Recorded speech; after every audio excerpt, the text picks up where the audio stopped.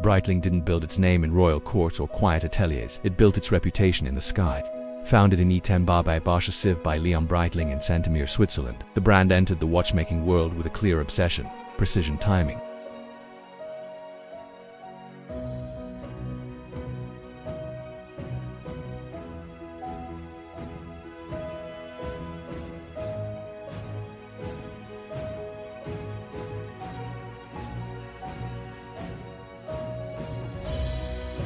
In the early 20th century, as aviation emerged from fragile experimentation into daring reality, a new frontier demanded new instruments.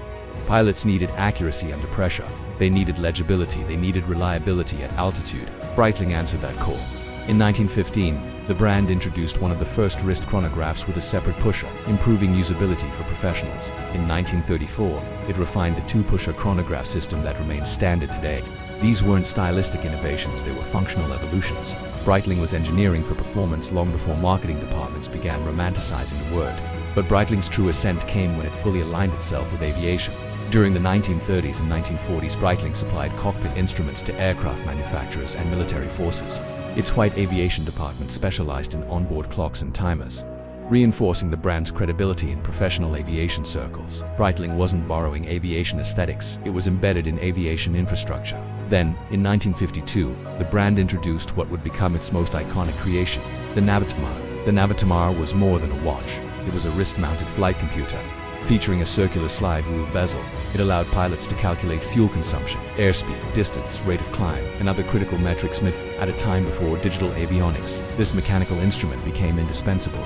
Adopted by the Aircraft Owners and Pilots Association (AOPA), the Navitimer quickly became a symbol of professional credibility.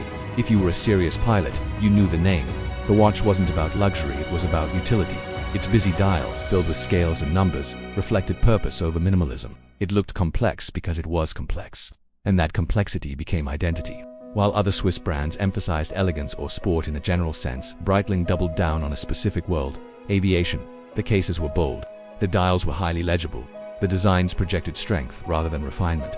The brand was not whispering sophistication, it was communicating capability. Throughout the jet age, Breitling remained closely tied to flight culture. It became associated with aerobatic teams, professional aviators, and cockpit instrumentation. The aesthetic language stayed consistent: large cases, high-contrast dials, slide rule bezels, and robust chronograph movements. However, like much of the Swiss watch industry, Breitling faced serious challenges during the quartz crisis of the 1970s. Mechanical watch demand collapsed, and the company changed ownership. For a time, survival itself became the mission, but Breitling's recovery was built on the same principle that had defined it from the beginning: specialization. In the 1980s and 1990s, the brand reasserted its aviation identity with renewed confidence.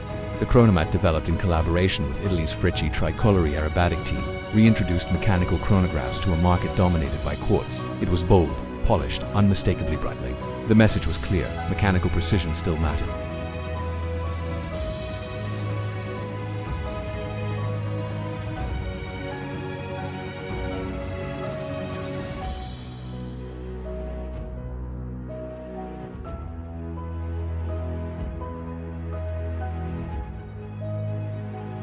In recent years, Breitling has undergone a thoughtful repositioning.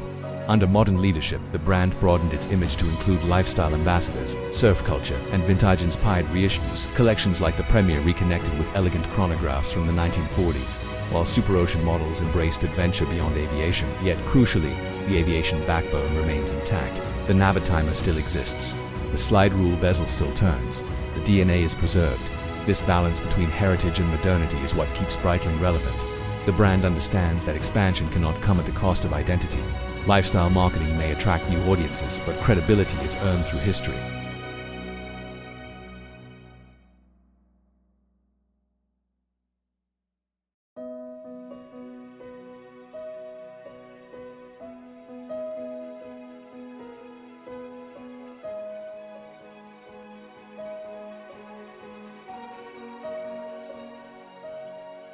It didn't try to be everything. It chose to be exceptional at something.